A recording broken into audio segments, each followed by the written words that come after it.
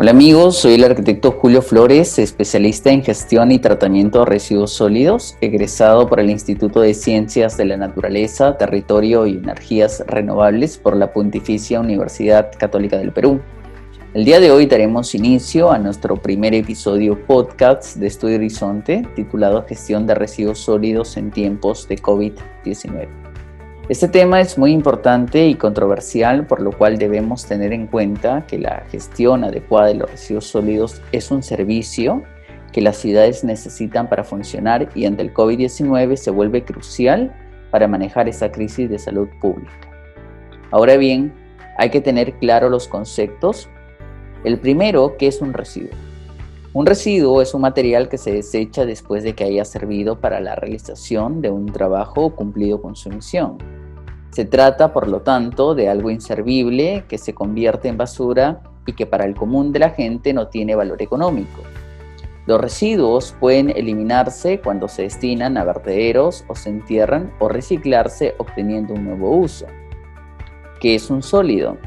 Un sólido, por otra parte, es el adjetivo que hace mención a lo macizo, ¿no? Un cuerpo sólido mantiene su volumen y su forma constante debido a la gran cohesión en sus moléculas.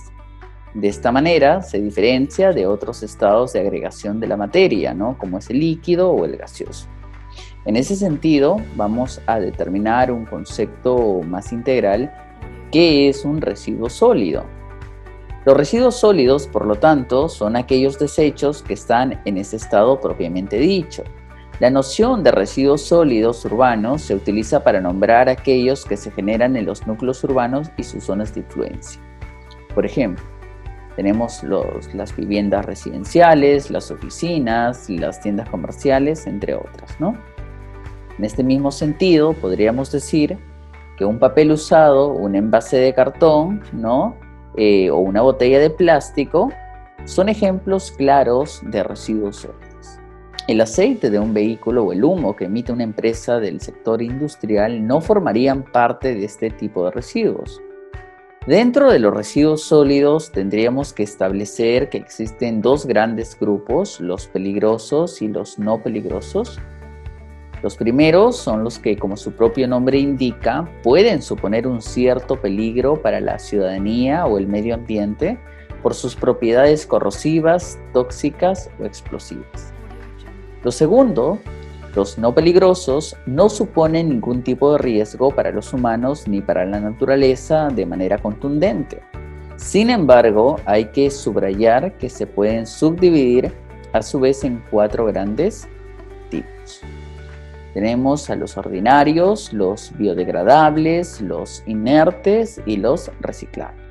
Dentro de los ordinarios son los que producen como consecuencia de una actividad normal de la rutina diaria en los hogares, en los hospitales, en las oficinas administrativas, centros educativos, ¿no? De régimen básico o superior. También tenemos a los biodegradables. Son aquellos que se encuentran en los restos naturales o de clase química. Por ejemplo, restos de frutas y verduras, tales como las hortalizas, las cáscaras. Tenemos también los jabones, ¿no? El papel higiénico, entre otras. Estos se identifican porque se descomponen de manera muy sencilla en el medio ambiente. También tenemos los inertes. Son residuos, ¿no? Que no experimentan transformaciones físicas, químicas o biológicas de gran importancia. Tampoco son solubles ni tienen peligro de combustión, no reaccionan ni física ni químicamente, no son biodegradables, no afectan a los materiales con los que entran en contacto, tienen una emisión reducida de lixiviados, son poco tóxicos y no suponen ningún riesgo para las aguas superficiales o subterráneas. En definitiva, los residuos inertes son los residuos no orgánicos, sin vida. Algunos ejemplos de residuos inertes serían los plásticos, el papel, el cartón, los escombros, las tierras y áridos, restos de hormigón, restos de pavimentos asfálticos, materiales refractorios, ladrillos, metal, etc., ¿no? Y dentro del punto de reciclables, como su propio nombre lo indica, son aquellos que se vuelven no a utilizar de una u otra manera después de someterse a determinados procesos. Este sería el caso de las telas, los vidrios, determinados plásticos y papeles. La gestión de los residuos sólidos urbanos implica diversos pasos como una etapa previa a la recogida, ¿no? Que incluye la separación y el almacenamiento en origen, el transporte mediante camiones recolectores y finalmente la eliminación o transformación. En concreto, técnicamente hablando, las etapas que dan forma a la gestión de residuos sólidos son las siguientes: separación y selección, recolección y transporte, clasificación, aprovechamiento y revalorización en el caso sea posible, tratamiento y disposición final.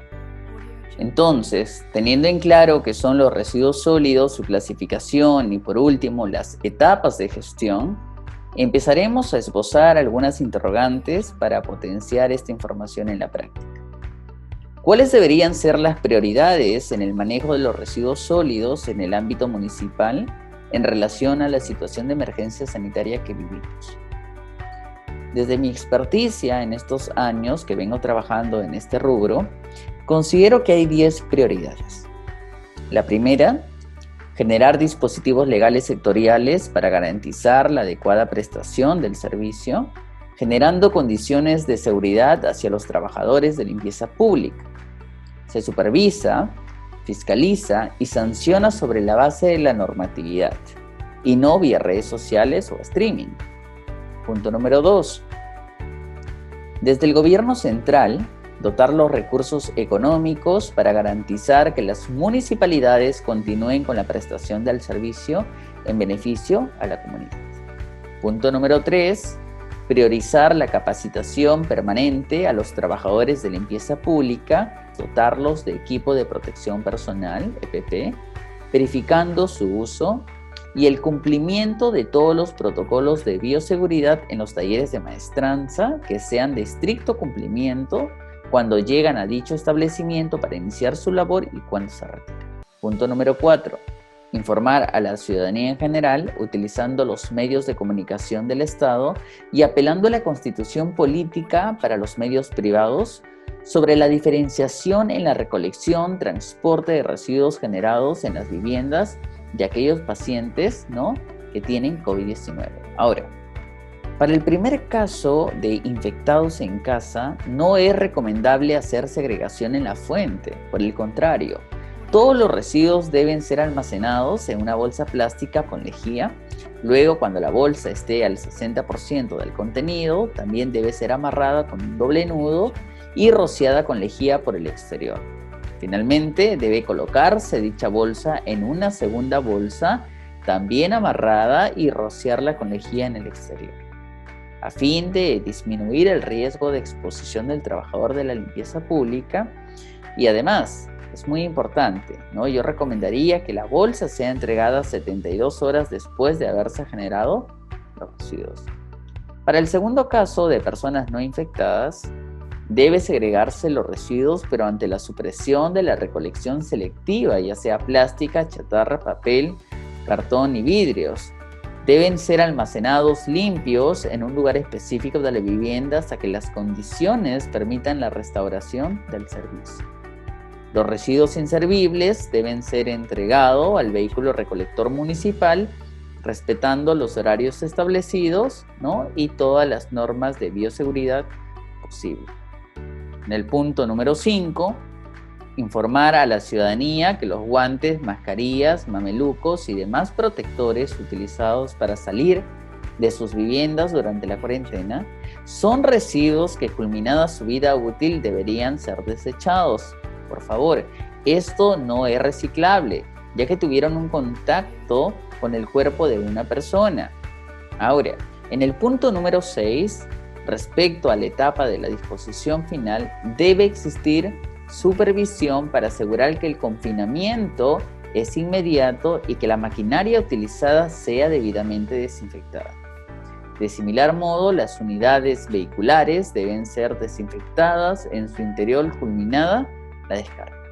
Como punto número 7, existe la necesidad de aplicar las pruebas moleculares a los trabajadores de limpieza pública, sean municipales o de empresas operadoras de residuos sólidos, a fin de conocer la cifra real de los infectados y que el municipio tome las medidas de contingencia necesarias para controlar los contagios, tomando las medidas descritas que disminuyen el riesgo de contagio.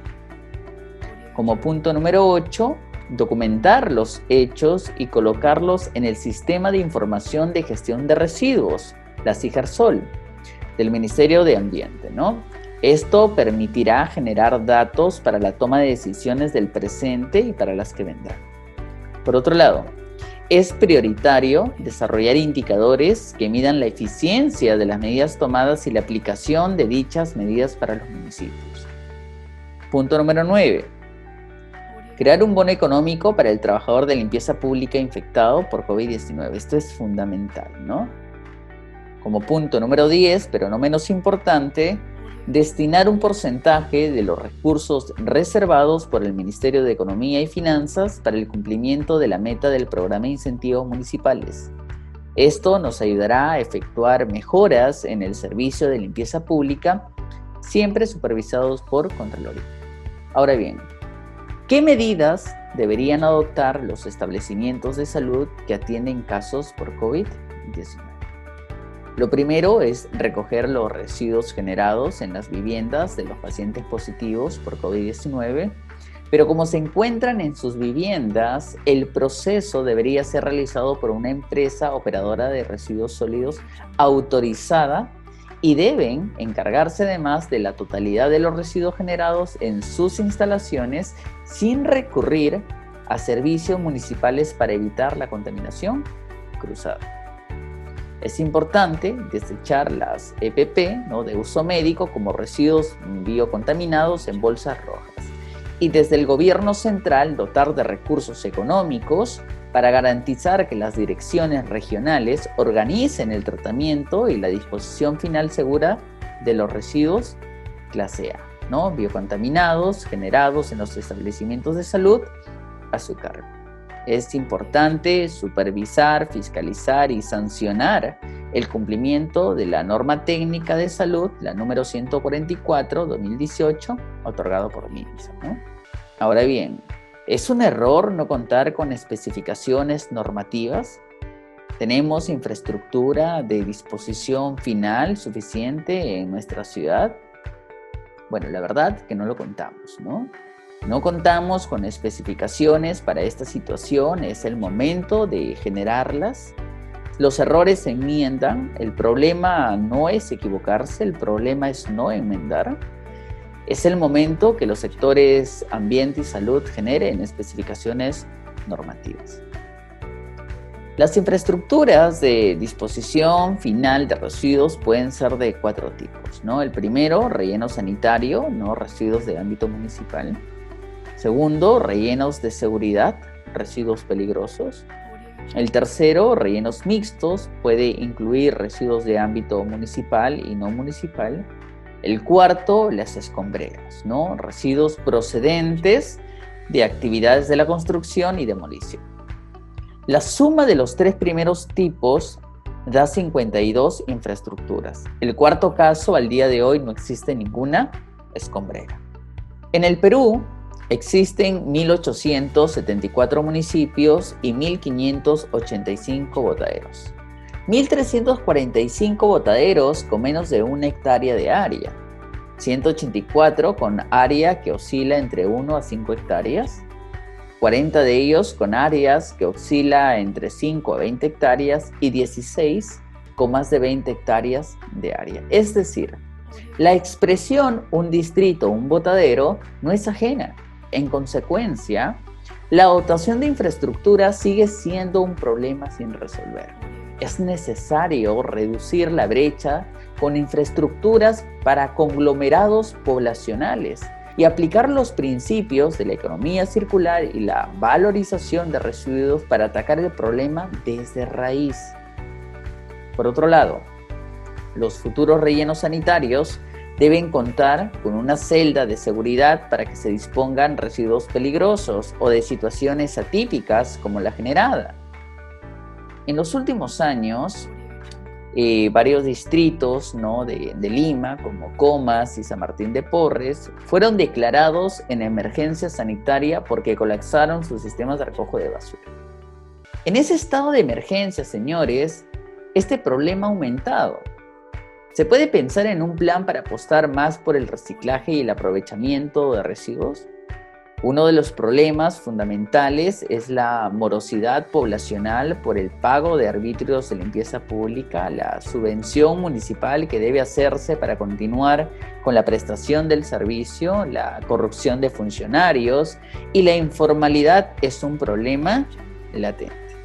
Al hecho descrito se suma el conflicto normativo que existe en el decreto ley número 25988, la ley de la racionalización del sistema tributario nacional, ¿no?, y de eliminación de privilegios y sobrecostos, y el decreto legislativo número 1278, ley de gestión integral de los residuos sólidos, porque la primera impide la celebración de convenios entre municipalidades distritales y las empresas prestadoras de servicios.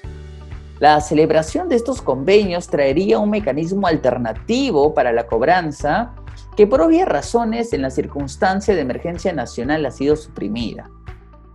Ahora, vemos a muchas personas quejarse porque ahora los recicladores no pueden trabajar. ¿Cómo se podría garantizar que se haga un recojo seguro? Porque hemos visto que muchos trabajadores de limpieza ya están contagiados. ¿Qué es lo que tenemos que hacer? Esperar. No nos queda de otra, ¿no? Hoy nos da pena que la gente que no tiene recursos pasen tantas dificultades, pero mañana nos dará pena la vida perdida. Asimismo, un paciente asintomático o que desconoce que está infectado es un vector y puede generar un riesgo para las ciudades. No puede ni debe ponerse a esta población en riesgo. Las consecuencias pueden ser lamentables. Entonces, como última pregunta, ¿cuál debería ser la hoja de ruta en la gestión de residuos luego de la cuarentena?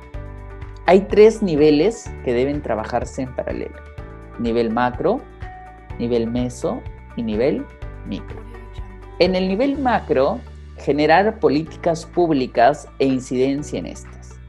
En el nivel meso, generar actitudes y percepciones de los consumidores ante el problema de los residuos sólidos, es decir, construir ciudadanía ambiental sobre la base del capital social. Y en el nivel micro, promover economías locales sostenibles, valores y cambio de actitudes. Es muy importante analizar todos estos conceptos que de una u otra manera se han ido dando en este primer episodio podcast y espero haya servido de mucho para la vida profesional de algunos que nos están escuchando en estos momentos, ¿sí? Y también que sirva para poder incentivar y motivar a nuestros funcionarios públicos acerca del correcto procedimiento de la gestión de residuos sólidos. Muchas gracias por escucharme. Hasta la próxima.